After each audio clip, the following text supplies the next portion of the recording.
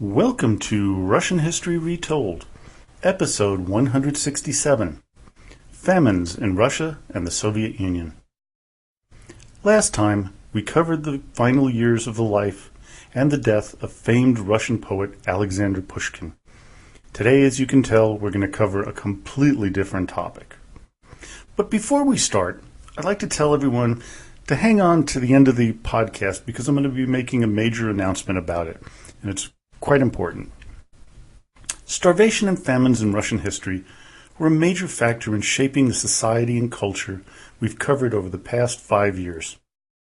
In researching this topic, it was hard to come by information on many of the famines, so I'm going to focus on 5 major ones.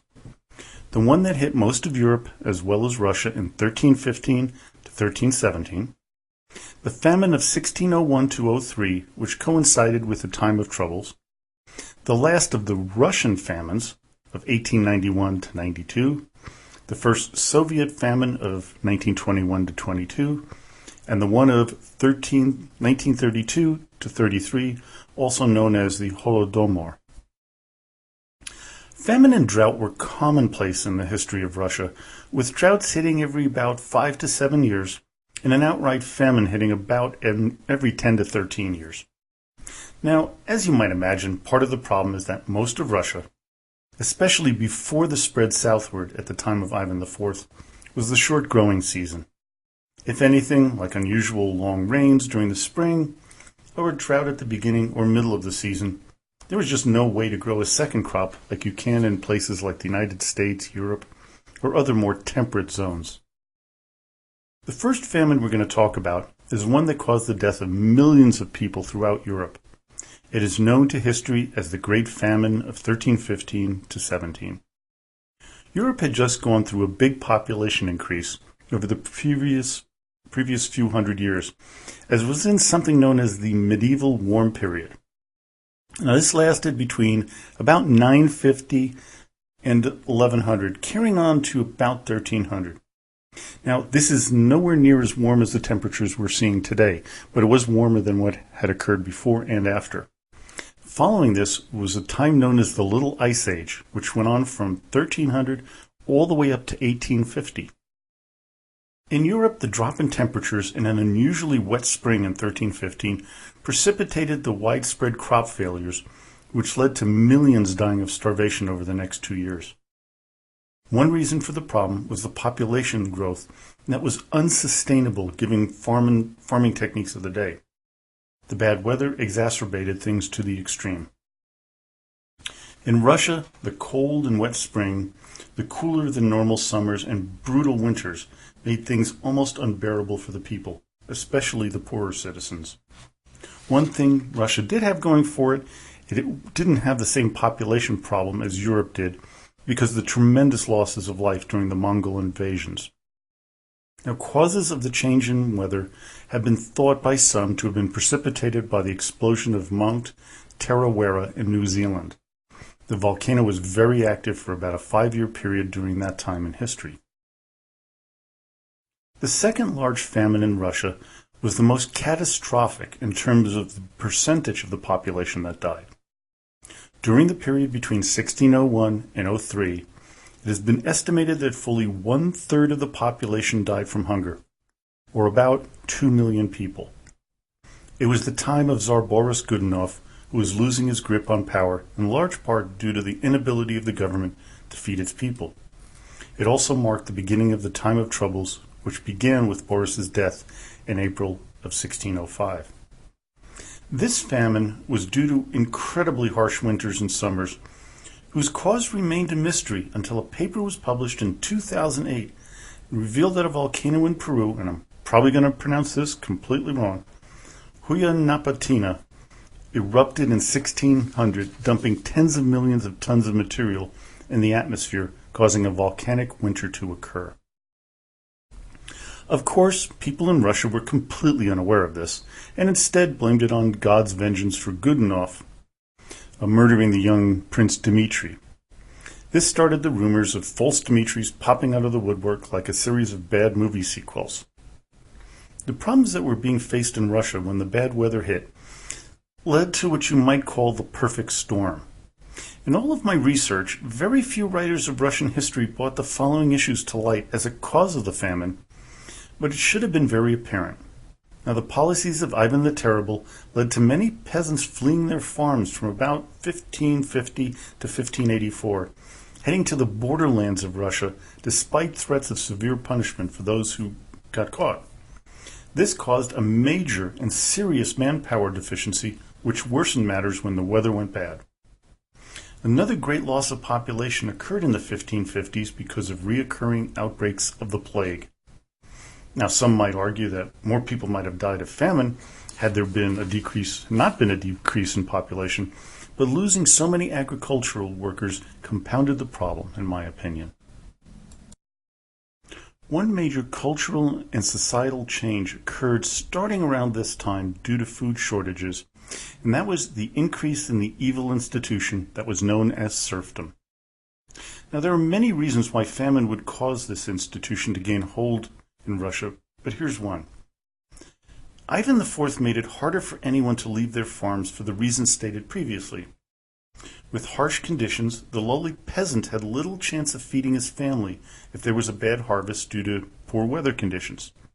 Because of this, many engaged in the process of self-serfdom, or voluntarily allowing themselves to be taken into bondage, in the belief that their masters could better take care of them in hard times. So many Russians took this route instead of risking death by starvation. Now, here's an example of how weather events and natural disasters can change the course of history for millions of people.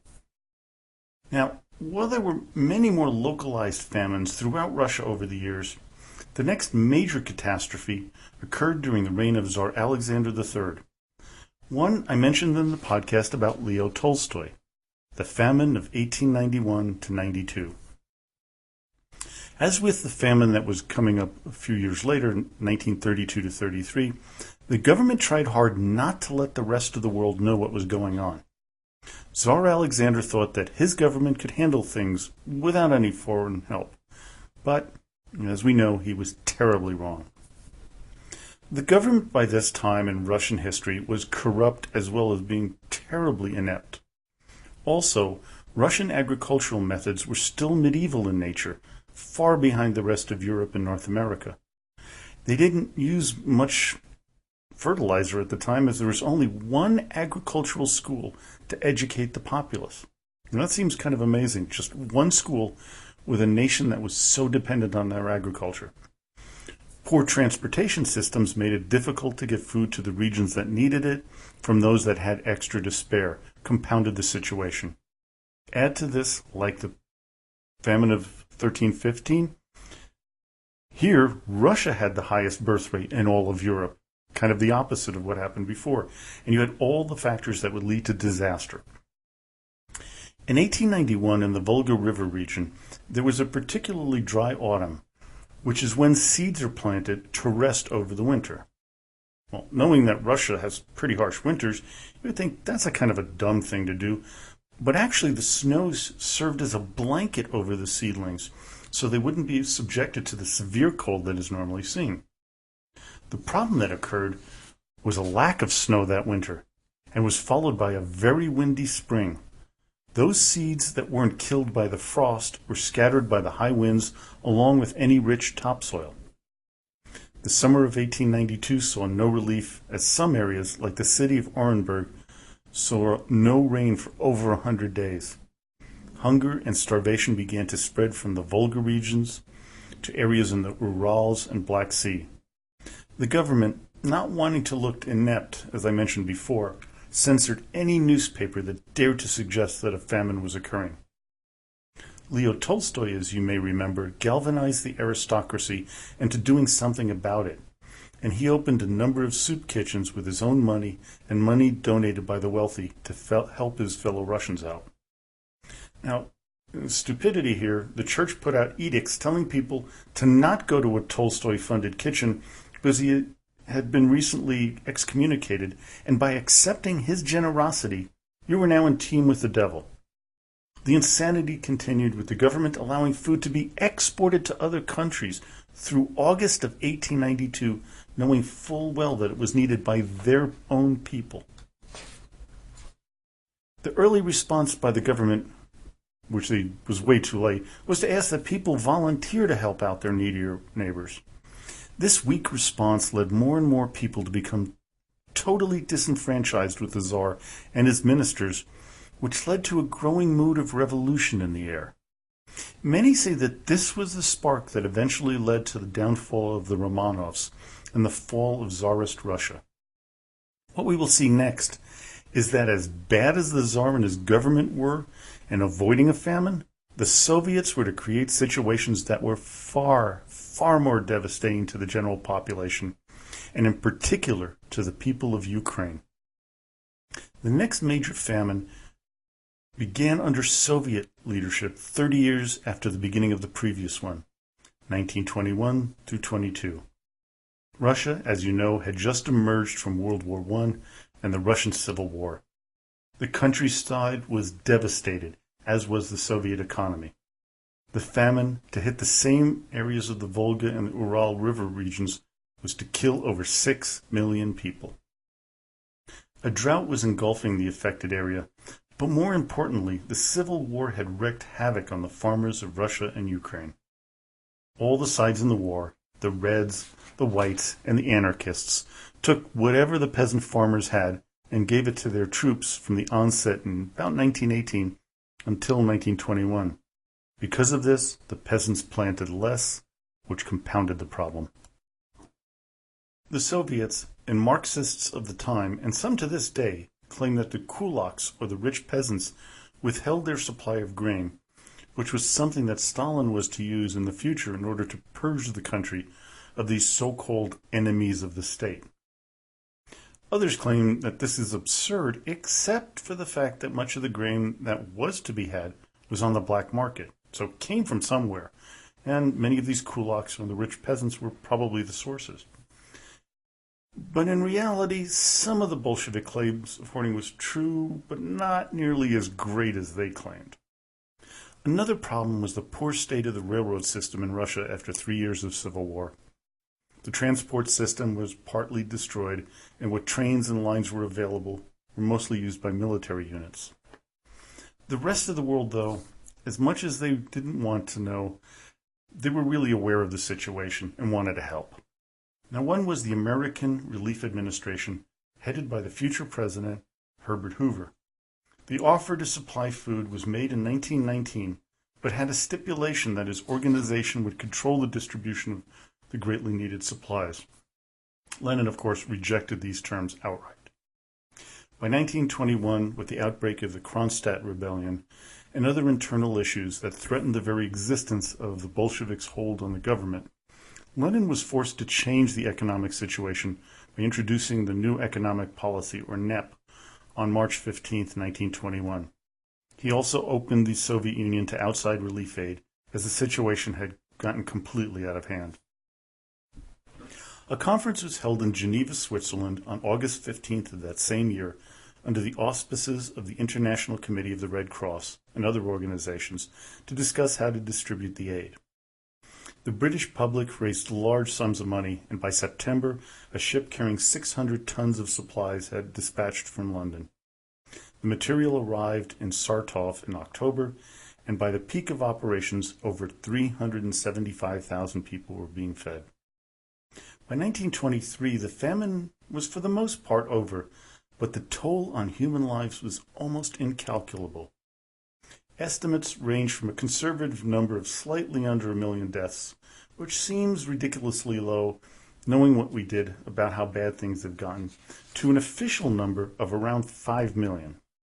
Now, some believe that the official Soviet number was half of that true figure of 10 million lives lost to starvation and disease. What the real number is will never be truly known. But what can be agreed upon was that the suffering was immense. Politically, many believe that Lenin was okay with the famine, as he believed it weakened the peasantry, a group that was totally unsupportive of the Soviet regime. Lenin used the situation to begin to tear down the influence of the Russian Orthodox Church by ostensibly taking their assets to spend it on famine relief. In reality, of the first 4.5 million golden rubles seized by the Soviets, only 1 million was really used to relieve the famine. Now, one of the reasons for this is the church had a very large influence over the peasants, so attacking it was a double whammy against a large part of the population that Lenin viewed as potential enemies of the state. The situation of peasant unrest and being seen as enemies of the Soviet Union was a setup for the next famine, which was to strike the country in 1932 through 33. This famine was almost entirely man-made. It was one of the great atrocities and human tragedies of the 20th century. In Ukraine, it is known as the Holodomor, the hungry mass death, or extermination by hunger. The toll on the people of the Soviet Union was enormous, and is considered by many to be an act of genocide. Somewhere between 2.5 to 7.5 million people in Ukraine lost their lives, with millions more in the Northern Caucasus, Volga region, the South Urals, Western Siberia, and Kazakhstan, many of these dying of hunger and disease. The mass extermination of Ukrainians in particular was on the scale of the Nazis' genocidal behavior toward the Jews during World War II. While researching this particular famine, I was shocked to say the least by the behavior of the Soviet leadership. This was, in my opinion and many other historians, a calculated action to first squelch any nationalistic behavior by the Ukrainian people, of which there was a lot going on. Secondly, the forced collectivization of agriculture throughout the Soviet Union was an unmitigated disaster, and they knew it. Instead of taking control and modifying their plans, they did what they always did best: find scapegoats. They blamed the kulaks, or the kolkhozes, or the collectivized farmers. They claimed that they were committing acts of sabotage to bring down the Soviet government. To counter this, many peasants would turn against those who they viewed as enemies or people they didn't like, and then rat them out to the Communist Party officials. Many were executed or sent to labor camps in Siberia. Then a law was introduced called, quote, the Decree about the Protection of Socialist Property. The name given to this law by the farmers affected was the Law of Spikelets.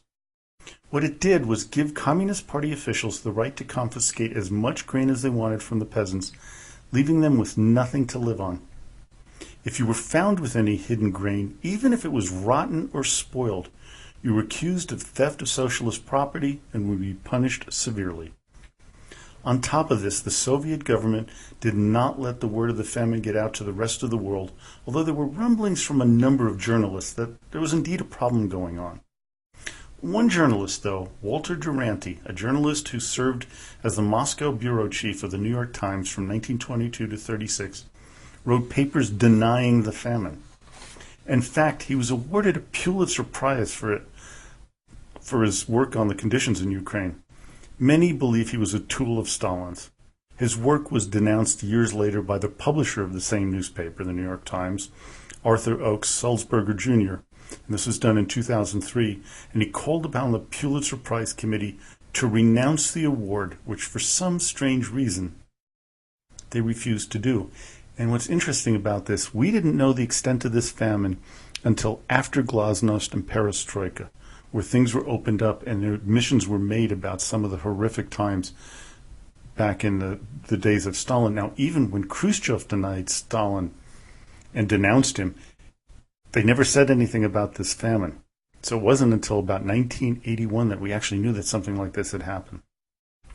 Now, I'm going to end the discussion of the Holodomor, not because I think I've covered it in depth enough, but quite the contrary, because I was going to devote an entire podcast series to the event within my History of Ukraine, which will be the next series in the Russian History Retold podcast. So I hope you enjoyed today's podcast. Join me next time as I begin to retell the story of the history of Ukraine and its immense importance in the history of Russia. So now for the big announcement. Well, I've decided that while I love the podcast and the tens of thousands of listeners, as well as the great banter at the Facebook page, I have to set a target for the conclusion of the podcast, as my life, especially work, has gotten tremendously more complicated, but in a good way. Now, before everyone panics, the target is still a ways off. My last podcast will be episode 200, which will culminate in a recap series of the Russian rulers segment of the podcast. Basically, I'm going to go over everything from episodes 1 through 117 in a kind of a different manner, and talking about things that I've learned over the past 5 years from when I began this big project, which I thought would only last 1 year and 50 podcasts. But this means there's going to be at least another 33 podcasts left, which should take another year or so depending on my work schedule. Still, lots more Russian history to come. So now, as always, до свидания и спасибо большое.